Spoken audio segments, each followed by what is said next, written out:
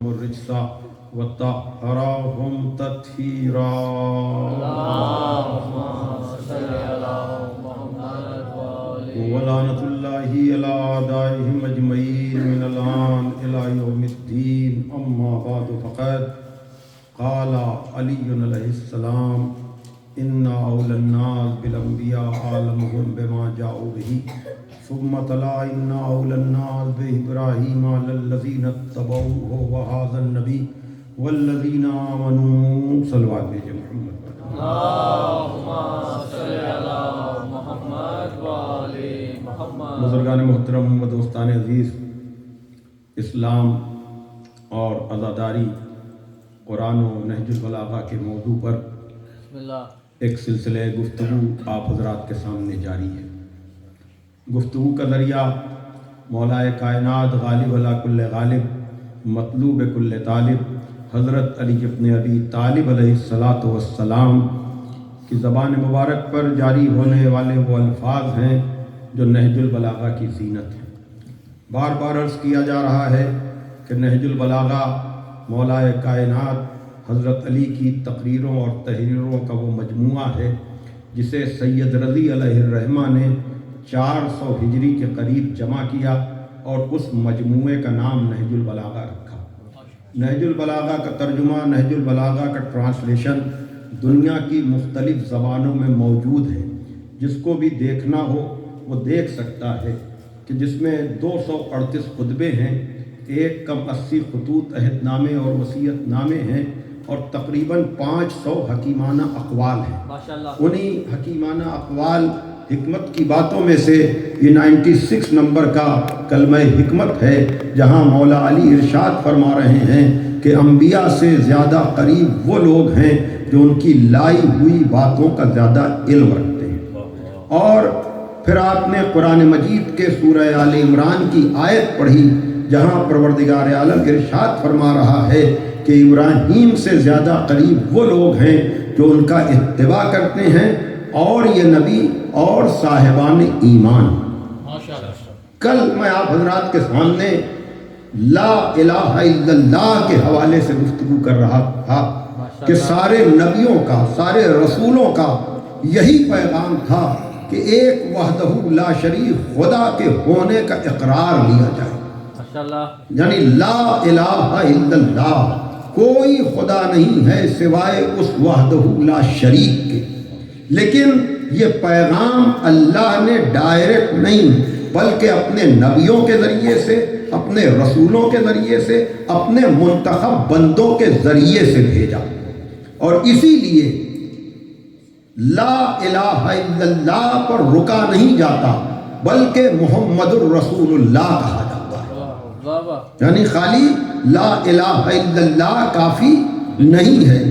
وہ لوگ جو اللہ کے نام پر شان رسول اور آل رسول کو ختم کرنا چاہتے ہیں یا کم کرنا چاہتے ہیں، ان سے یہ کھلا ہوا سوال ہے کہ اگر پیغمبر کا کام خالی پیغام کا پہنچا دینا تھا، اس کے علاوہ ان کا کوئی رول نہیں ہے، تو سوال یہ پیدا ہوتا ہے کہ آج 1400 برس کے بعد کیا کلمہ لا الہ الا اللہ پر مکمل ہو جائے گا؟ کیا اذان میں صرف لا الہ الا اللہ رہے گا؟ کیا تشہود میں خالی لا الہ الا اللہ رہے گا؟ کلمے میں لا الہ کے ساتھ محمد الرسول اللہ کا ہونا، اذان میں لا الہ الا اللہ کے ساتھ محمد الرسول اللہ کا ہونا، تشہود میں لا الہ الا اللہ کے ساتھ محمد الرسول اللہ کا ہونا، یہ بتا رہا ہے کہ اللہ کے ساتھ اللہ والوں کو بھی ماننا ہے. توجہ فرمائیے گا، اللہ کے ساتھ اللہ والوں کو بھی ماننا ہے. اور اس کی تفصیلات بہت زیادہ ہیں، لیکن اگر میں خلاصے کے طور پر آغاز میں آپ کے سامنے یہ بات عرض کروں، ابھی ذاکر اول سے آپ سن رہے تھے کہ نماز کس نے بچائی؟ اس لیے کہ 1000 سر ہیں نمازیں جنہیں بچاتی ہیں، 1000 سر ہیں نمازیں جنہیں بچاتی ہیں. نماز کو جو بچا لے وہ سر حسین کا ہے. 1000 سر ہیں نمازیں جنہیں بچاتی ہیں، نماز کو جو بچا لے وہ سر حسین کا ہے۔ سارے اختلافات کے بعد بھی کچھ چیزیں تو سارے فرقوں میں مشترک ہیں اور وہ اتحاد کا پیغام بھی دے رہی ہیں، اور وہ یہ کہ آپ مجھے بتائیں کہ اگر اللہ کے نام پر رسول اور آل رسول کی عظمت کو کوئی کم کرے یا ان کے ذکر کو عبادت نہ مانے تو مجھے آپ بتائیں کیا سارے اسلامی فرقے اس بات پر متحد اور متفق نہیں ہیں کہ نماز بغیر سورہ حمد کے نہیں ہو سکتی؟ ماشاءاللہ۔ جہاں سورہ حمد نہیں وہاں نماز نہیں۔ اب یہ الگ بات کہ قدرت کے قانون میں ایکسپشن بھی ہیں، بے شک کوئی نماز بھی سورہ حمد کے بغیر نہیں ہوتی سوائے نماز جنازہ کے۔ بڑی توجہ، یعنی موت والی مردے کی نماز تو بغیر سورہ فاتحہ کے ہو سکتی ہے۔ مقتدا کے لیے یہ بات میں عرض کر رہا ہوں، یعنی اور ساری نمازیں بغیر سورہ حمد کے۔ اچھا، اب یہاں پر ایک چیز اور بھی، اور وہ یہ کہ قرآن مجید میں سوروں کی تعداد کتنی؟ علم اور معرفت کی باتیں سننے والا مجمع ہے، توجہ فرمائیے گا۔ قرآن مجید میں سورے کتنے؟ 114۔ اس میں واجب سورہ کون سا ہے؟ اور فقہوں کی بات نہ کریں، اگر فقہ جعفری کی بھی بات کر لیں تو فقہ جعفری میں تو باقاعدہ طور پر اور بھی فقہوں میں ہے، لیکن میں اس کی بات کر رہا ہوں جہاں دلیل ثبوت سب کچھ، یعنی ایک مرتبہ نہیں، 2 مرتبہ نہیں، جب تک 5 نمازوں میں کم سے کم 10 مرتبہ سورہ حمد نہ پڑھا جائے اس وقت تک نماز نہیں ہوتی۔ کبھی کبھی اپنوں میں بھی جو یہ سوال ہوتا ہے کہ ہم مانتے تو 14 کو ہیں، علی ہی کے ذکر پر اتنا زور کیوں؟ کبھی کبھی سوال آتا ہے نا ذہن میں، لوگ پوچھتے ہیں کہ جب آپ 14 معصوم کو مانتے ہیں تو ذکر علی ہی پر اتنا زور کیوں؟ تو میرا سوال، اس سوال کا جواب اسی میں چھپا ہوا ہے کہ جب قرآن مجید میں 114 سورے ہیں تو ہر نماز میں سورہ حمد ہی کی تکرار کیوں؟ بھائی جواب ملا کہ نہیں؟ میں کیا کہہ رہا ہوں بھائی؟ دیکھیے عقلی طور پر بات ہو رہی ہے کہ اگر یہ 14 ہیں تو قرآن میں سورے 114 ہیں، تو 114 میں اللہ اختیار دے دیتا اپنے نبی کے ذریعے سے کہ سارے سورے میرے بھیجے ہوئے ہیں، جس سورے کو چاہو نماز میں پڑھ لو، لیکن 114 میں خاص کیا سورہ حمد کو۔ کیوں؟ اس لیے کہ صحرائے گرمی کوفہ میں رات گزر رہی تھی، استاد شاگرد سے باتیں کر رہا تھا سورہ حمد کے متعلق۔ ایک مرتبہ استاد نے شاگرد کے زانو پر ہاتھ مارا، کہا اتنا سمجھ لو کہ جو کچھ آسمانی کتابوں میں ہے وہ قرآن میں ہے، جو قرآن میں ہے وہ سورہ حمد میں ہے، جو سورہ حمد میں ہے وہ بسم اللہ الرحمن الرحیم میں ہے، جو بسم اللہ الرحمن الرحیم میں ہے وہ بے میں ہے، جو بے میں ہے وہ بے کے نقطے میں ہے۔ بس اتنا سمجھ لو، انا نقطہ تحت البا، میں وہ نقطہ ہوں جو بے کے نیچے ہے۔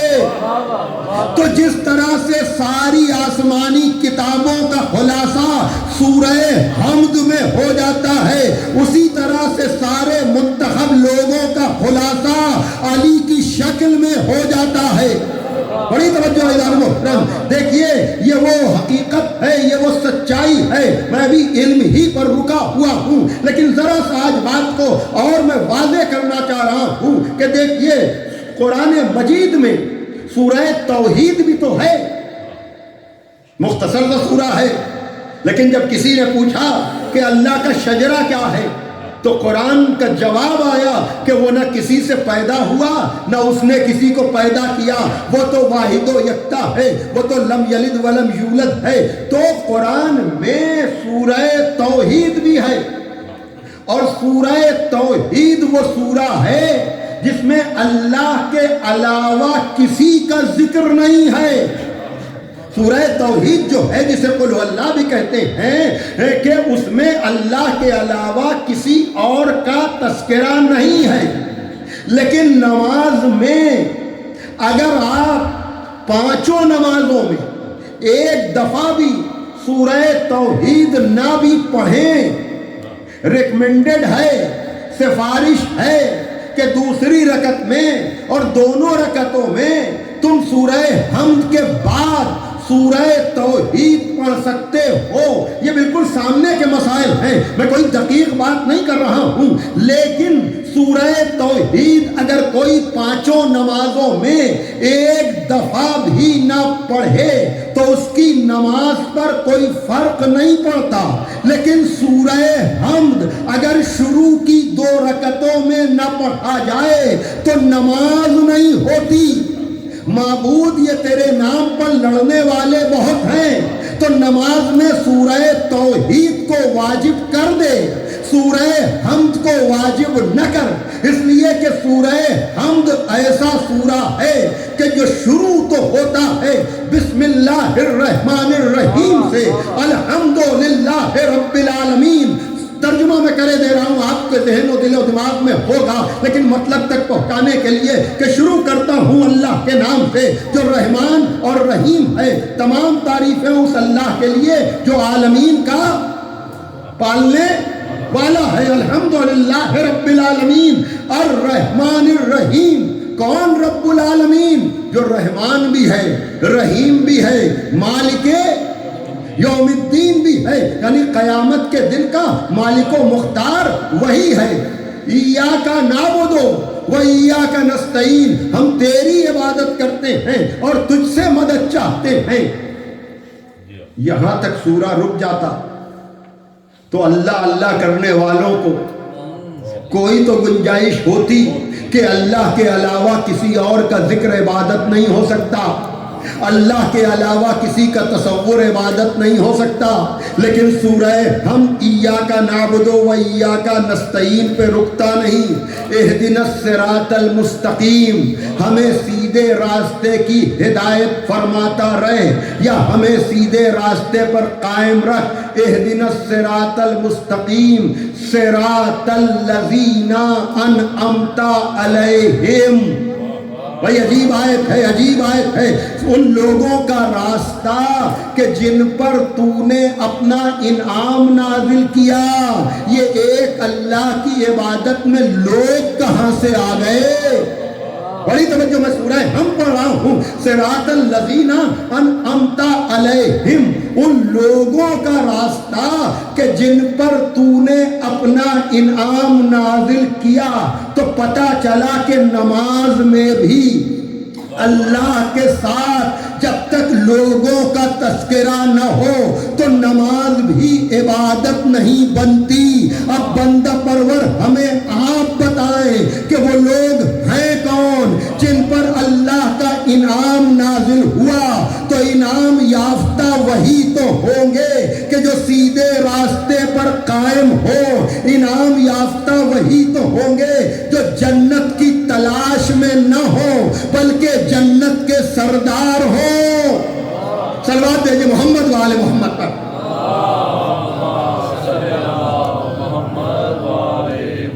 سب مل جل کر ایک صلوات بھیج دیجیے محمد وآل محمد۔ یعنی ان لوگوں کا راستہ کہ جن پر تو نے اپنا انعام نازل کیا، اور خالی ایک ہی رخ نہیں ہے، دوسرا رخ بھی ہے، ان لوگوں کا راستہ نہیں جن پر تو نے اپنا غضب نازل کیا۔ تو یہ مجلس میں جو کبھی کبھی پوچھا جاتا ہے کہ آپ خالی اچھوں کی اچھائی نہیں بلکہ بروں کی برائی بھی بیان کرتے ہیں، تو یہ مجلس نہیں ہے، یہ تو سورہ حمد کی تفسیر ہے کہ جہاں اچھوں کے ساتھ کی بات ہوتی ہے، بروں سے بچنے کی بات ہوتی ہے۔ صلوات پڑھیں محمد وآل محمد پر۔ بھائی واضح بات ہے کہ نہیں؟ میں تو قرآن کی بات کر رہا ہوں، قرآن میں بھی سورہ حمد کی بات کر رہا ہوں، جہاں ایک طرف اگر انعمت علیہم ہے تو دوسری دوسری طرف غیر المغضوب بھی ہے، ان لوگوں کا راستہ نہیں کہ جن پر تو نے اپنا غضب نازل کیا۔ تو اب اگر یہ بات سمجھ میں آ گئی تو اب وہ انعام یافتہ کون ہوں گے جو لا الہ الا اللہ کا پیغام لے کر آئے ہوں گے؟ اور پھر انہی لوگوں میں سے ایک وہ ذات گرامی ہے کہ جس نے اپنے کلام میں، اپنی تحریر میں، اپنی تقریر میں اللہ کو منوایا، اللہ کو پہچنوایا۔ نظریہ توحید کے لیے بڑی بڑی کتابیں لکھی گئیں، قرآن مجید کی ان آیتوں کی تفسیر و تشریح کی گئی جہاں اللہ کے ایک ہونے کو منوایا گیا ہے۔ لیکن میرے مولا نے جو نہج البلاغہ میں بھی جو قول موجود ہے، دو جملوں میں توحید و عدالت کو اس طرح سے سمیٹ دیا کہ جہاں ارشاد ہو رہا ہے کہ التوحید ان لا تتوہمہ والعدل ان لا تتہمہ، توحید یہ ہے کہ اس کے بارے میں وہم و گمان نہ ہو۔ التوحید ان لا تتوہمہ، توحید یہ ہے کہ اس کے بارے میں وہم و گمان نہ ہو بلکہ یقین ہی یقین ہو۔ والعدل ان لا تتہمہ، اور عدل یہ ہے کہ اس پر تہمت اور الزام نہ لگایا جائے۔ ایک ہونا کیا ہے کہ اس میں وہم و گمان نہ ہو، اور اس کی عدالت کیا ہے، یعنی دو جملوں میں۔ اور یہ یقین کی بات کون کر سکتا ہے؟ وہی کر سکتا ہے جو یہ کہے لو کشف الغطاء لمزددت یقینا، اگر حجاب ہائے آسمانی ہٹا بھی دیے جائیں تو میرے یقین میں کوئی اضافہ نہیں ہوگا۔ یہ اہل یقین کون ہے جو کہتا ہے کہ نوم علی یقین خیر من صلاۃ فی شک، یقین کی نیند اس نماز سے بہتر ہے جو شک کے عالم میں پڑھی جائے۔ دیکھیے نماز سے منع نہیں کیا جا رہا ہے، بتایا یہ جا رہا ہے کہ شک والی نماز نہ پڑھنا، یقین والی نماز پڑھنا۔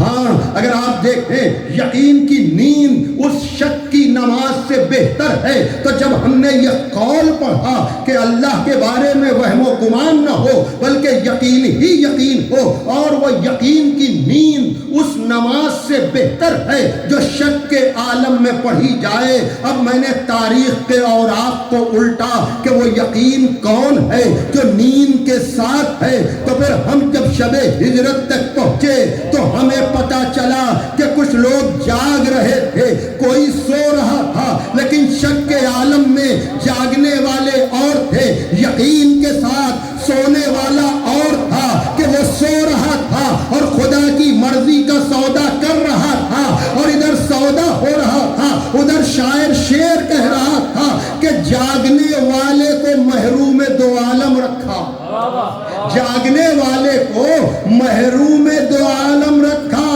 سونے والے سے کہا ساری خدائی تیری۔ ماشاءاللہ۔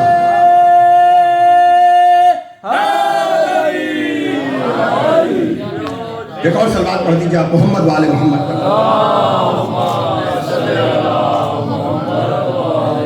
اور یہی یعنی یہ اقوال سوائے مولا علی کے اور کوئی کہہ بھی نہیں سکتا، اس لیے کہ اگر آدمی میں مینٹل ریزرویشن ہوگا تو کبھی بھی اس طرح کی بات نہیں کرے گا کہ یقین کی نیند شک کی نماز سے بہتر ہے، اور کوئی اس طرح کی بات کرے تو ممکن ہے اس پر الزام لگ جائے کہ یہ نماز کی اہمیت کو نہیں سمجھ پا رہا ہے۔ لیکن علی سے زیادہ اہمیت نماز کو کون سمجھے گا جو ایک ایک رات میں ہزار ہزار تکبیروں کی آواز بلند کرتا ہو؟ اس کو یہ حق پہنچتا ہے کہ نماز پڑھو تو یقین والی، شک والی نماز نہ پڑھو۔ وہی یہ کہہ سکتا ہے کہ وہ نیک کام، پھر میں کہہ رہا ہوں مقدمے کے ساتھ میں عرض کر رہا ہوں، اور آج پوری مجلس اسی مزاج پر جائے گی، اور وہ یہ کہ وہ نیک کام جو انسان کو مغرور بنا دے اس سے وہ گناہ بہتر ہے جو انسان کو توبہ پر آمادہ کرے۔ پھر میں کہہ رہا ہوں یہ توبہ کی رغبت نہیں ہے، یہ اس میں نیک کام کے خالص ہونے کا پیغام ہے کہ کوئی بھی عبادت تمہیں مغرور نہ بنائے۔ عبادت بندہ بنانے کے لیے ہے، مغرور بنانے کے لیے نہیں ہے۔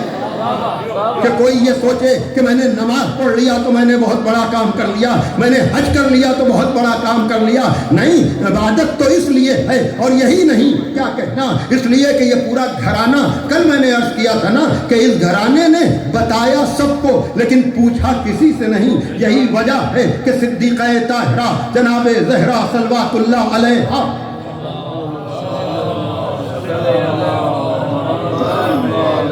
کبھی کبھی بات سے بات نکل آتی ہے، اور چونکہ عشرے میں یہ ذاکر کو، خطیب کو ایک موقع رہتا ہے کہ اگر بات سے بات نکل رہی ہے تو یہ اطمینان رہتا ہے کہ اگر آج گفتگو چھڑ گئی تو کل اس بیان کو آگے بڑھایا جائے گا. اس لیے میں نے اگر یہ کہا ہے کہ نماز یا عبادت مغرور بنانے کے لیے نہیں ہے، بندہ بنانے کے لیے ہے. یہی وجہ ہے کہ صدیقہ طاہرہ خطبہ فدق کے موقع پر ارشاد فرماتی ہیں کہ فجعل اللہ ایمانا تطہیرا لکم من الشرک والصلاۃ تنزیہا لکم عن الکبر والزکاۃ تزکیۃ للنفس والنمان فی الرزق والصیام تثبیتا للاخلاص والحج تشییدا للدین وطاعتنا نظاما للملہ وامامتنا امانا من الفرقہ. بے شک اللہ نے ایمان اس لیے قرار دیا تاکہ تم شرک کی نجاست سے پاک ہو سکو. نماز اس لیے قرار دی گئی تاکہ تم میں غرور و تکبر نہ رہے. زکوٰۃ اس لیے قرار دی گئی تاکہ تمہارا نفس پاک ہو اور تمہارے رزق میں برکت ہو. روزے اس لیے قرار دیے گئے تاکہ تمہارا خلوص متزلزل نہ رہے بلکہ ثابت ہو جائے. حج اس لیے ہے تاکہ دین کی مضبوطی کا پتہ چلے. ہماری اطاعت اس لیے ہے تاکہ ملت منظم ہو جائے. ہماری امامت اس لیے ہے تاکہ تمہیں فرقہ بندی سے نجات مل جائے. دیکھ رہے ہیں شہزادی کیا کہہ رہی ہیں؟ نماز اس لیے ہے تاکہ تم میں غرور نہ پیدا ہو.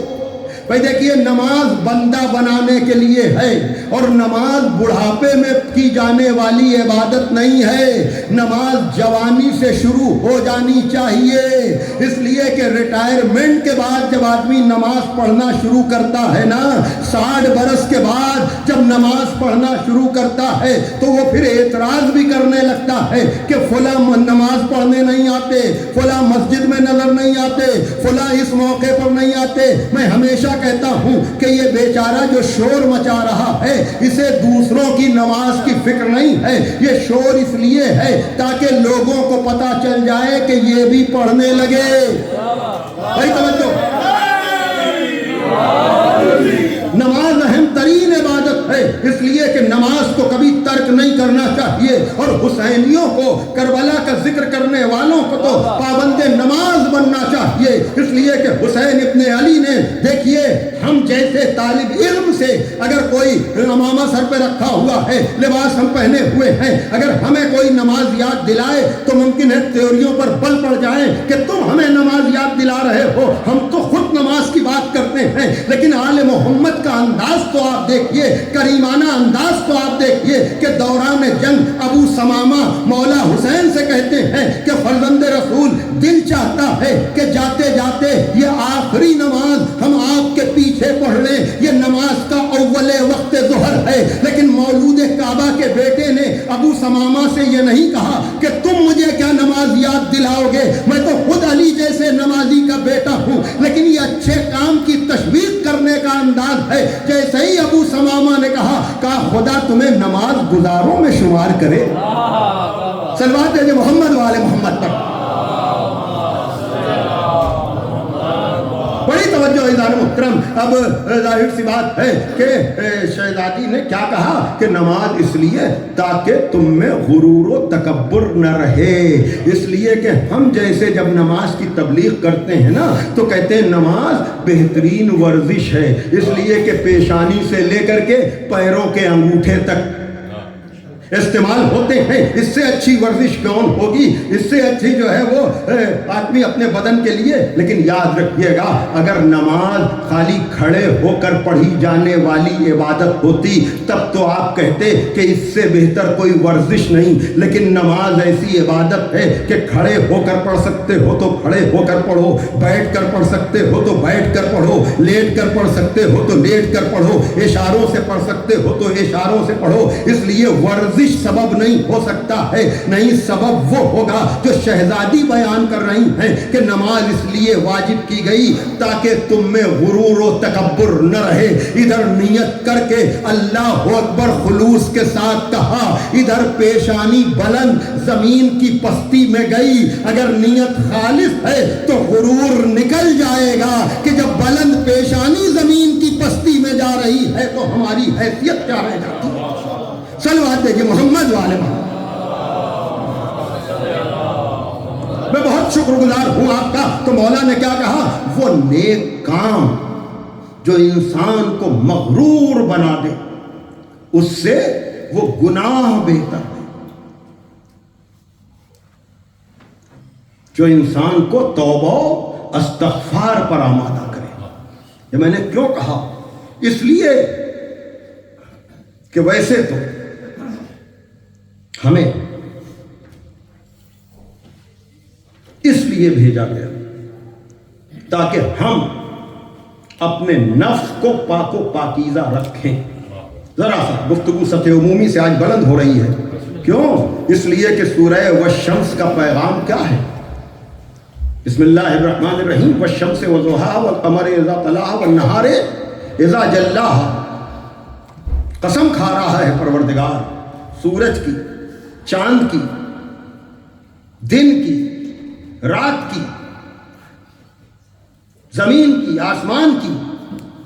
ये कस्में खाने के बाद क्या कह रहा है, वनफ्सिन वमा सव्वाहा। और उस नफ्स की कसम जिसे मैंने संवारा, जिसे मैंने बनाया, जिसे मैंने सजाया। कद अफलहा मन ज़क्काहा व कद खाबा मन दस्साहा। फलाह उसने पाई जिसने इस नफ्स को पाको पाकीज़ा रखा। बड़ी तवज्जो। कद अफलहा मन ज़क्काहा, फलाह उसने पाई जिसने इस नफ्स को पाको पाकीज़ा रखा। व कद अफलहा मन ज़क्काहा व कद खाबा मन दस्साहा। और यकीनन वही खसारे में है जिसने इस नफ्स को दागदार बना दिया। बड़ी तवज्जो इज़ान मोहतरम। यानी पैगंबरों का काम क्या था, पैगंबर को क्यों भेजा गया। हुवल्लज़ी बाअसा फ़िल उम्मिय्यीन रसूलन मिनहुम यतलू अलैहिम आयातिही व युज़क्कीहिम व युअल्लिमुहुमुल किताब वल हिकमा। वो रसूल वो है, अल्लाह वो है जिसने रसूल इसलिए मबूस किया ताकि आयतों की तिलावत करे, नफ्सों को पाक करे और तालीम व हिकमत, किताब तालीम किताब व हिकमत दे। तो पहले नफ्स की पाकीज़गी है, और जहां नफ्स की पाकीज़गी नहीं है वहां इल्म है, वहां तबाही बर्बादी तो है, अमन नहीं है। मैं हालात हाजरा पर भी बात कर रहा हूं कि हम कभी ये कहते थे ना कि भाई क्या कहना उस कौम का कि जो है तो थोड़ी सी लेकिन इतनी ज्यादा तरक्की याफ्ता है कि नोबेल के इनाम खाली उन्हीं को मिल रहे हैं। अरे ऐसे नोबेल के इनाम का क्या फायदा जहां इंसानियत की कत्लो गारतगरी हो। मैं क्या कह रहा हूं, तवज्जो फरमाइएगा। क्यों ये है, इसलिए कि अगर तज़किया नफ्स नहीं है तो इल्म फायदा नहीं पहुंचाता है, इल्म तबाही का काम करता है। बड़ी तवज्जो। और ये पैगाम पहुंच जाए कि देखिए हमारा काम क्या है कि हम अपने नफ्सों को पाको पाकीज़ा रखें। कल मैं जो बात कह रहा था कि हम छोटी छोटी सिफतों को संभाल नहीं पाते हैं, हम सिफते सिद्क़ को संभाल नहीं पाते। सच बड़ा है, सच्चा छोटा है। सिफते अदल को संभाल नहीं पाते, अदल बड़ा है, आदिल छोटा है। करम बड़ा है, करीम छोटा है। कल मैं ये बात कह रहा था ना, तो इंसान अपने ज़र्फ के एतबार से अपने को इंसान बनाकर नहीं रख पाता। भाई जब बच्चा छोटा होता है वो झूठ से आशना भी नहीं होता है, लेकिन जब उसे दुनिया की हवा लग जाती है तो अपने वक्ती फायदे के लिए गलत बयानी भी करता है, झूठ भी बोलता है। लेकिन मुझे आप इंसाफ से बताएं कि अगर सूरह वश्शम्स के पैमाने पर कामयाबी और नजात का मेयार तय किया जाए कि फलाह उसी ने पाई जिसने अपने नफ्स को दागदार नहीं बनाया, तो आप बताइए कितने नजात याफ्ता मिलेंगे। ارے میں کیا کہہ رہا ہوں توجہ فرمائیے گا. خداوند عالم کوئی کسی کو کسی کا محتاج نہ بنائے سوائے اپنے کے. آپ سب کے مسائل حل ہو جائیں, آپ سب کی پریشانیاں دور ہو جائیں, لیکن ہمارا معاملہ یہ ہے کہ ہم تو حالات کا شکار رہتے ہیں اور پھر دنیا طلبی یا وقتی ترقی کے لیے جھوٹ اور سچ ہر طرح کا سہارا لیتے ہیں. لیکن قرآن والشمس میں کیا کہہ رہا ہے پروردگار کہ فلاح اس نے پائی جس نے اپنے نفس کو داغدار نہیں بنایا. لیکن آپ مجھے انصاف سے بتائیں کتنے ایسے لوگ ہیں جو بڑھاپا آتے آتے پوری گارنٹی سے کہہ سکتے ہیں کہ میں نے اپنے نفس پر جھوٹ کا کوئی داغ لگنے نہیں دیا, میں نے اپنے نفس پر گناہ کا کوئی داغ لگنے نہیں دیا, میں نے خدا کا کیا ہوا کوئی واجب چھوڑا نہیں, میں نے خدا کا منع کیا ہوا کوئی حرام کیا نہیں. مجھے انصاف سے بتائیں کہ اگر اس پیمانے پر نجات طے ہو تو کتنے ملیں گے نجات یافتہ؟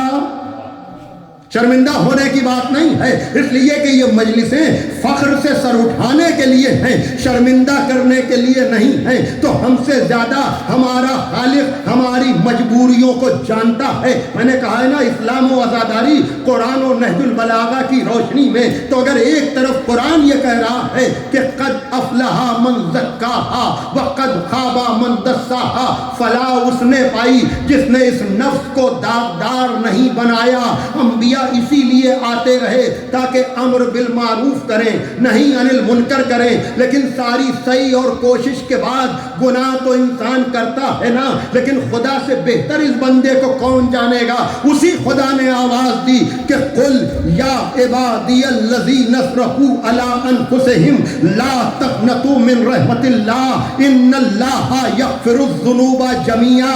اے میرے حبیب ان اپنے نفسوں پر ظلم کرنے والوں سے کہو کہ خدا کی رحمت سے مایوس نہ ہو, اللہ سارے گناہوں کا معاف کرنے والا ہے. بھائی کہنے والوں نے اور معتبر تفسیروں میں یہ ہے کہ قرآن کی امید افزا ترین یہ آیت ہے. ایک طرف اگر اللہ کہہ رہا ہے کہ فلاح اس نے پائی جس نے نفس کو پاک و پاکیزہ رکھا, تو دوسری طرف وہی اللہ قرآن میں کہہ رہا ہے اے میرے حبیب ان اپنے نفسوں پر ظلم کرنے والوں سے کہیے کہ اللہ کی رحمت سے مایوس نہ ہو. اس لیے کہ اگر ایسی آیتیں نہ ہوتی نا تو ایک گناہ کے بعد انسان مایوس ہو کے مر جاتا کہ ایک گناہ کر لیا, اب توبہ کا تو کوئی دروازہ کھلا نہیں ہے. اب آپ سمجھے مولا نے کیوں کہا وہ اچھا کام جو انسان کو مغرور بنا دے اس سے وہ توبہ بہتر ہے, جو وہ گناہ بہتر ہے جو انسان کو توبہ پر آمادہ کرے. یہی تو قرآن کی آیت بھی کہہ رہی ہے کہ اے اپنے نفسوں پر ظلم کرنے والوں لا تقنطوا من رحمت اللہ, اللہ کی رحمت سے مایوس نہ ہو. بڑی توجہ. تو کیا ہے کوئی جو یہ کہے گا کہ ان جیسی آیتوں نے تو بندوں کو جری بنا دیا, یہ آیتیں پڑھی جائیں گی تو اب تو آدمی یہ سوچے گا کہ بڑے سے بڑا گناہ کر لو اللہ تو بخشنے والا ہی ہے. نہیں, یہ آیت کے مفہوم کے ساتھ ظلم ہو جائے گا. یہ آیت گناہ پر آمادہ نہیں کر رہی ہے بلکہ پروردگار کی رحمت کی وسعت بتا رہی ہے کہ تمہارا گناہ کتنا ہی بڑا کیوں نہ ہو لیکن اللہ کی رحمت اس سے بھی بڑی ہے. میں کہاں پر آپ کو لے آیا؟ اس لیے کہ جب ہم عزاداری کے حوالے سے چھٹے امام کی یہ حدیث پڑھتے ہیں کہ من بکا اور تبکا اور تباکا علی الحسین وجبت لہ الجنہ, کہ جو روئے یا رلائے یا سوگوار شکل اختیار کرے مولا حسین کے لیے اس پر جنت واجب ہے. تو کچھ لوگ کہتے ہیں ان جیسی حدیثوں نے قوم کو بے عمل بنا دیا. تو حدیث تک بعد میں آئیے گا, پہلے وہ آیت تو دیکھیے جہاں اللہ کہہ رہا ہے ہم تمہارے سارے گناہوں کو معاف کر دیں گے. تو جس طرح سے وہ آیت گناہ کی رغبت کے لیے نہیں ہے بلکہ رحمت کی وسعت بتانے کے لیے ہے، اسی طرح سے اس طرح کی حدیثیں گناہ کی اجازت کے لیے نہیں ہیں، بلکہ مولا حسین کے گریے کی اہمیت بتانے کے لیے۔ بات پہنچ گئی نا؟ تو عزیزان محترم، اب جب یہ مرحلہ ہے، یہ باتیں میں آج کیوں کر رہا ہوں؟ اس لیے کہ آج ایک ایسی ذات کا تذکرہ کرنا ہے، یقیناً جو مجرم تو بہت بڑا ہے، لیکن اگر وہ کریم کی بارگاہ میں آ جائے، اس لیے کہ یہ گھرانہ وہ گھرانہ ہے، پتہ کیسے چلے کہ ہماری بخشش ہو جائے گی؟ پتہ کیسے چلے؟ بھائی دیکھیے، جب ہم اس واقعے کو سناتے ہیں، کون سا واقعہ کہ راہب جس کی قسمت میں اولاد نہیں تھی، وہ پیغمبر کے پاس آیا، اس نے کہا یا رسول اللہ میرے لیے اولاد کی دعا کر دیجئے۔ پیغمبر نے کہا تیری قسمت میں کوئی اولاد نہیں ہے، لیکن مولا حسین نے کہا میں تجھے 1 دیتا ہوں، 2 دیتا ہوں، 3 دیتا ہوں۔ مزاج سمجھیے گا خطابت کا جو میں کہنا چاہ رہا ہوں، جس طرح سے وہاں گناہوں کی رغبت نہیں ہے، رحمت خدا کی وسعت کا بیان ہے، اسی طرح سے یہاں پیغمبر کی عظمت کا انکار نہیں ہے، بلکہ عظمت حسین کا اقرار ہے کہ نبی نے حسین کے پاس بھیجا اور حسین نے عطا کیا۔ تو کچھ لوگوں نے کہا اس سے تو غلط نتیجہ نکل سکتا ہے کہ نبی نے انکار کیا تو حسین نے دیا کیسے؟ مفاتیح الجنان اگر کہیں رکھی ہو تو اٹھا کر دیکھیے گا ترجمے والی، ورنہ میرے پاس آ جائیے گا۔ بھئی یہاں تو معاملہ نبی اور حسین کا ہے، لیکن تیسری شعبان کی اعمال کے مہینے میں جب آپ دعا پڑھیں گے تو اس میں آپ کو ملے گا کہ اے فطرس کو بالوں پر عطا کرنے والے ہمیں بھی کچھ عطا کر دے۔ آپ بات کر رہے ہیں نبی اور حسین کی، یہاں معاملہ اس سے بھی آگے جا رہا ہے کہ فطرس کے بالوں پر لیے کس نے تھے؟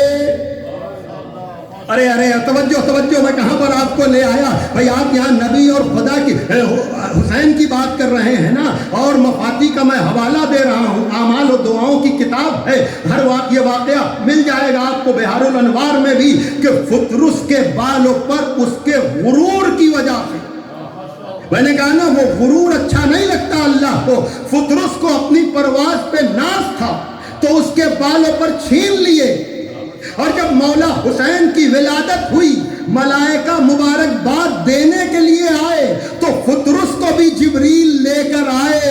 بھائی اتنے دنوں سے فطرس منتظر تھا کہ حسین آئیں تو مقدر سنور جائے، حسین آئیں تو ہمیں بالوں پر مل جائیں۔ فطرس کو ملائکہ لے کر کے آئے، مبارکباد دی، کہا یا رسول اللہ نواسے کی ولادت مبارک ہو، اور یہ فطرس جو ہے یہ اللہ کا راندہ درگاہ ہے، اس کے لیے بھی کچھ کر دیجئے۔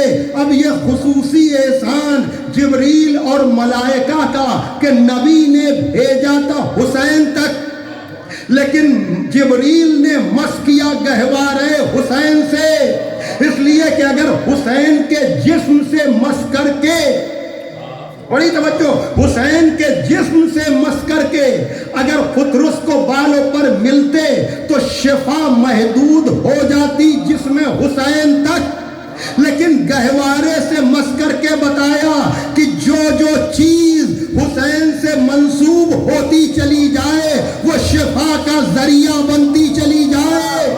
بھائی دیکھیے، ایک صلوات پڑھیں محمد والے محمد کا۔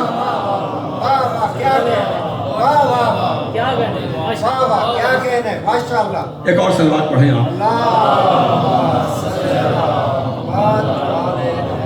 موقع تو نہیں مجھے لگ رہا ہے، لیکن انبیاء سے زیادہ قریب والی بات میرے ذہن میں آ رہی ہے تو میں یہ تحفہ آپ کو دے دوں کہ ہم نے وہ منظر بھی دیکھا ہے کہ جب نوح جیسا نبی جب تبلیغ کرتا تھا، لوگ اسے پتھر مارتے تھے، وہ پتھروں میں ڈھک جایا کرتا تھا، تو ملائکہ آتے تھے، پتھروں کو ہٹاتے تھے، اپنے پروں کو مس کر کے نوح کے زخموں کو۔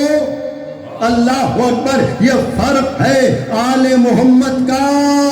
اللہ اکبر، جہاں ملائکہ اپنے پروں سے شفا دیں وہ منزل اور ہے، اور جس در سے ملائکہ کو شفا ملے وہ منزل اور ہے۔ ماشاءاللہ،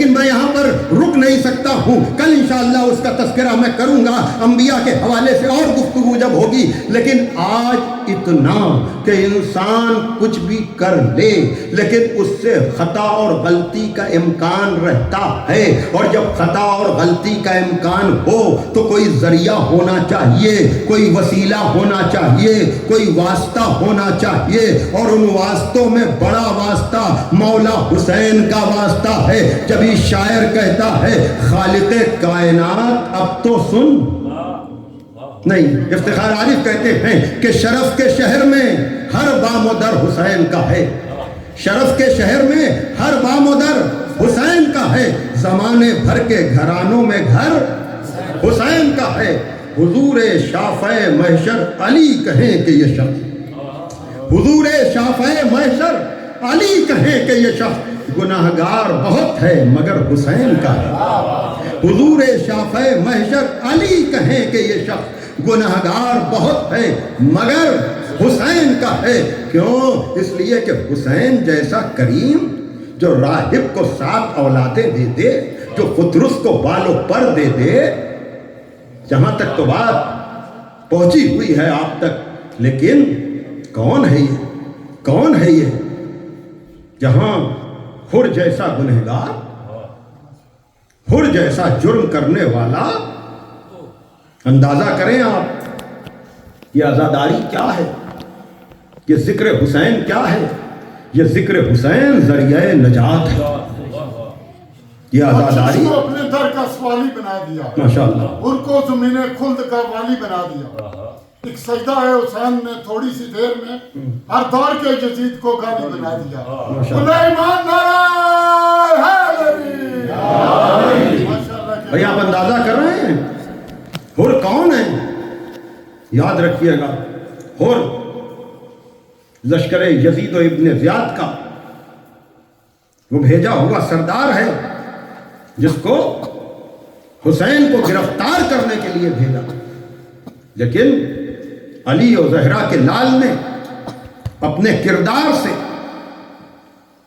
حر کو، اپنے احسان سے، اس لیے کہ تفصیلات اتنی زیادہ ہیں جناب حر کی، یہ 1000 سپاہیوں کا لشکر لے کر آنے والا، اس کو اس لیے بھیجا ہے تاکہ حسین کو گرفتار کر کے لائے، لیکن ذرا کریم ابن کریم کا آپ کرم کا انداز تو دیکھیں کہ جب یہ 1000 سپاہیوں کے ساتھ آیا ہے تو پانی کی قلت کی وجہ سے لشکر والے پیاس پیاس کر رہے تھے، لیکن یہ جانتے ہوئے بھی کہ یہ گرفتار کرنے کے لیے آیا ہے، ساقی کوثر کے بیٹے نے اپنے دشمن کے لشکر پر مشکوں کے دہانے کھول دیے۔ اسی لیے تو ہم حسینی علل اعلان ذکر حسین کرتے ہیں کہ جس کو آنا ہو در حسین پر آ کر حر بن جائے۔ کھلی ہوئی یہ یہاں چھپ کر ذکر نہیں ہوتا ہے، یہاں کھل کر ذکر ہوتا ہے، یہاں کوئی غیر نہیں ہوتا، جو بھی فرش پر آ جائے ہم اسے حسینی سمجھتے ہیں، اور یہ پیغام دیتے ہیں کہ آؤ ذرا حسین کا کرم تو دیکھو، آیا ہے وہ حسین ابن علی نے اس کے لیے مشکوں کے دہانے کھول دیے ہیں۔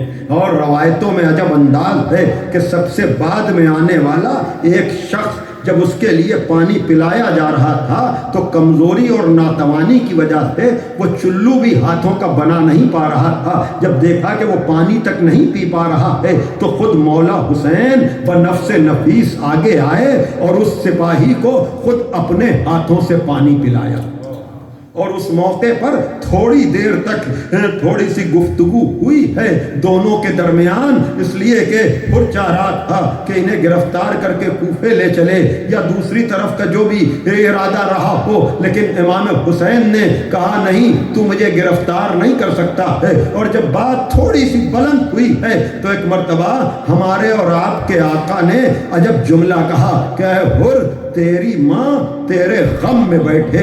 یہ عرب میں بہت بڑا جملہ ہوتا ہے جب کسی کو اس انداز سے کہا جائے، لیکن ایک مرتبہ حر جو कई सिपाहियों का जोर अपने अंदर रखता था, कई 100 लोगों की ताकत के बराबर उसकी ताकत थी, लेकिन इतनी ताकत और कुव्वत के बाद ऐसा सख्त जुमला सुनकर भी कहता है, ऐ फर्जंद ज़हरा, मैं आपको ऐसा जवाब नहीं दे सकता हूँ, इसलिए कि आपकी माँ ज़हरा हैं। अल्लाह अकबर। ये जुमला हुर की ज़बान से अदा होना बता रहा है कि कुछ नहीं तो उसके दिल में एहतराम ज़हरा है, कुछ नहीं तो उसके दिल में एहतराम ज़हरा है। और यही वजह है अली से प्यार करते हैं, तेरा एहसान है मौला। और दूसरी मंजिल जन्नत अली के सजदे वाफिर की है ज़कात, दोज़ख बुतूल पाक की रंजिश का नाम है। तो अगर आपके दिल में अज़मत ज़हरा है, आपके दिल में मोहब्बत ज़हरा है, तो समझ जाइए कि गुनाह की बख्शिश के लिए दर मौजूद है। आज का पैगाम यही है कि हम कितने ही गुनहगार क्यों ना हो, लेकिन अगर हम दरे हुसैन पर आ जाएं तो जो हुसैन हुर जैसे की खता माफ़ कर सकता है, कि अपने चाहने वालों की बख्शिश न कराएगा। लेकिन हम आइंदा के लिए अपने को दुरुस्त कर लें कि अब तक नफ्स कितना ही दागदार क्यों ना हो गया हो, लेकिन आइंदा की ज़िंदगी हम बेहतर से बेहतर गुजारेंगे। यही पैगाम हुसैनियत है। बहरहाल तय ये पाया कि न कूफे की तरफ जाएं न किसी और तरफ जाएं, एक तीसरे रास्ते का इंतखाब हुआ और हुसैन इब्न अली दूसरी मुहर्रम को करबला पहुंच गए। लेकिन अज़ादारों, तीसरी का दिन आया, चौथी से लश्कर पे लश्कर आने लगे।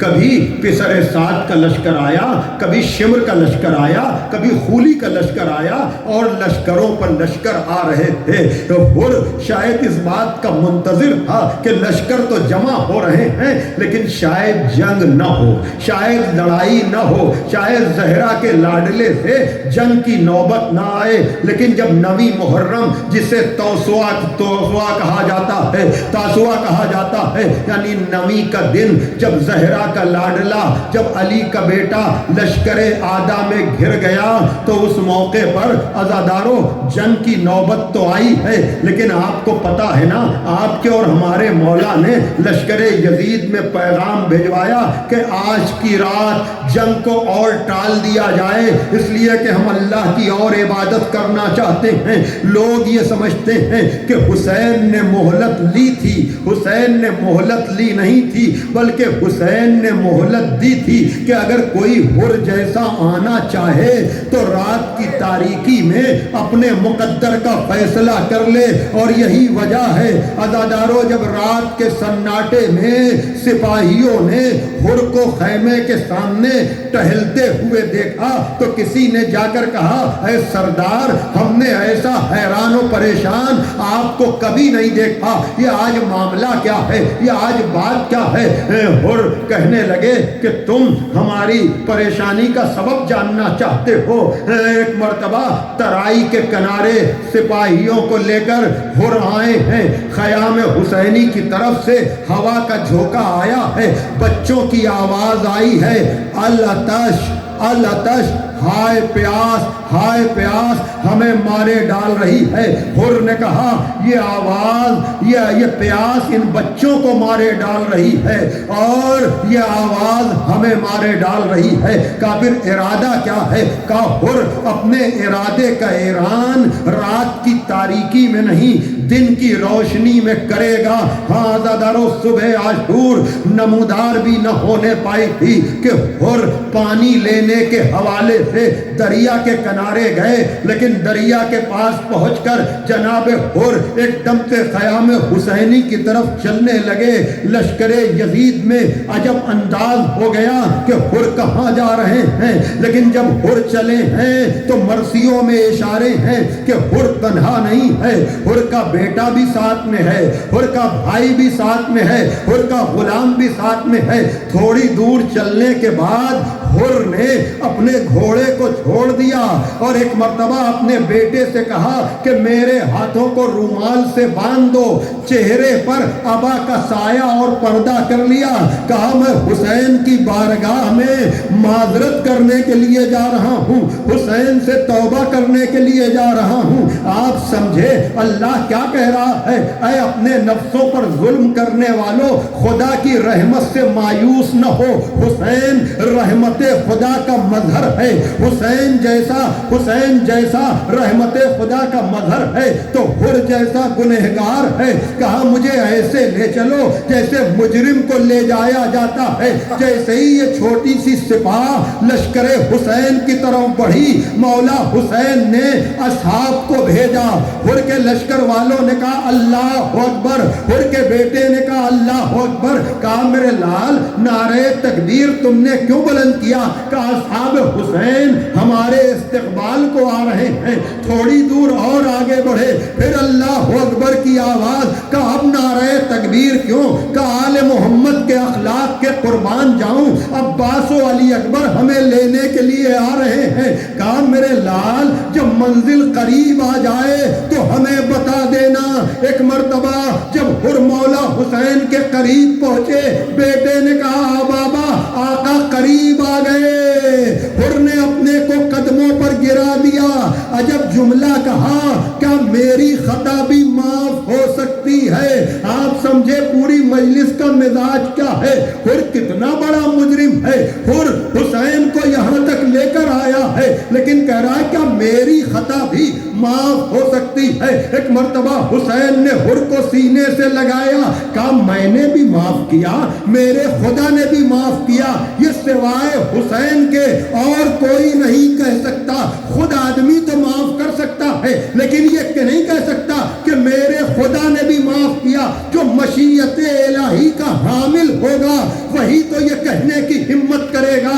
ہاں ابو تراب کے بیٹے نے، علی و زہرا کے لال نے کہا میں نے بھی معاف کیا، میرے خدا نے بھی معاف کیا۔ ہاں عزادارو، لیکن حر کو جیسے ہی حسین نے معاف کیا، پہلا سوال یہ کیا، کہا مولا میں ہی سب سے پہلے آپ کو گرفتار کرنے کے لیے آیا تھا تو میرا دل چاہتا ہے کہ میں ہی سب سے پہلے اپنی جان آپ پر قربان کروں۔ ہاں عزادارو، یہی ہوا بھی کہ ایک مرتبہ جناب حر نے اجازت لی، بیٹا گیا ہے لیکن بیٹے نے جا کر کے آواز دی، بابا بابا میری مدد کو آئیے۔ حر 3 دن کے بھوکے نہیں ہیں، حر 3 دن کے پیاسے نہیں ہیں، بیٹے کی آواز پر بڑی تیزی کے ساتھ گئے ہیں لیکن عجب منظر دیکھا کہ حر کے پہنچنے سے پہلے مولا حسین پہنچے ہوئے ہیں، زانو پر بیٹے کا سر ہے، باپ کی محبت تھی، تڑپ کر آگے بڑھے، سوچا کہ بیٹے کے جنازے کو اٹھا لے لیکن حسین نے منع کر دیا۔ اے حر یہ کیا غضب کرتا ہے، کہیں کوئی بوڑھا باپ جوان کا لاشا اٹھاتا ہے؟ مولا حر کو تو منع کر دیا لیکن جب آپ کا جوان بیٹا علی اکبر آواز دے گا تو یہی باپ ہوگا جو یا علی کرتا ہوا۔ جزاکم ربکم۔ ہاں عزادارو، اب حر کے بیٹے کے بعد وہ غلام بھی، بھائی بھی، سب سے آخر میں جناب حر گئے ہیں۔ حر 3 دن کے بھوکے نہ تھے، حر 3 دن کے پیاسے نہ تھے لیکن حملوں پر حملے کرنے کے باوجود ادھر ہزاروں کی فوج، ادھر حر تنہا۔ ایک مرتبہ حر جب زین سے زمین پر آنے لگے، آواز دی، آقا میرا آخری سلام قبول کیجئے، آقا میرا آخری سلام قبول کیجئے۔ حر کی آواز کا آنا تھا کہ مولا حسین بڑی تیزی کے ساتھ گھوڑے کو دوڑاتے ہوئے حر کے سرہانے پہنچے۔ عجب منظر دیکھا، حر کی پیشانی پر ایک تیر لگا ہوا ہے۔ مولا حسین نے کہا بسم اللہ و باللہ و فی سبیل اللہ و علی ملت رسول اللہ۔ حر کی پیشانی سے تیر کو نکالا، خون کا فوارہ چھوٹا۔ عزادارو سنو، مجلس تمام ہو رہی ہے۔ اے زہرا کو آسموں کا نذرانہ پیش کرنے والوں، تمہیں کوئی غم نہ دے پروردگار سوائے غم حسین کے۔ جیسے ہی پیشانی سے تیر کو نکالا، خون کا نکلنا شروع ہوا، خون ہے کہ رکتا نہیں۔ ایک مرتبہ حسین نے جیب سے وہ رومال نکالا جو بی بی زہرا نے اپنے ہاتھوں سے تیار کیا تھا۔ کہانے والے مہمان، آل محمد کا دستور ہے کہ مہمان کو کوئی نہ کوئی تحفہ دیتے ہیں، لیکن تو ایسی غربت میں آیا ہے، ایسی مسافرت میں آیا ہے کہ حسین کے پاس کچھ نہیں تھا، لیکن یہ تیری پیشانی سے خون کا نکلنا، یہ رومال میری ماں نے تیار کیا تھا۔ ایک مرتبہ حر کی پیشانی کا یہ رومال مقدر بن گیا۔ اور عزادارو، تم بھی جب حسین پر روتے ہو، حسین پہ گریا کرتے ہو، تو تمہارا مقدر بھی حر کے مقدر سے مل جاتا ہے، اس لیے کہ بی بی زہرا رومال سفید لے کر آ جاتی ہیں۔ کہاں ہیں میرے بچے کے ماتم کرنے والے؟ واہ حسینہ، واہ مظلومہ، الا لعنت اللہ علی القوم الظالمین۔ ماتم حسین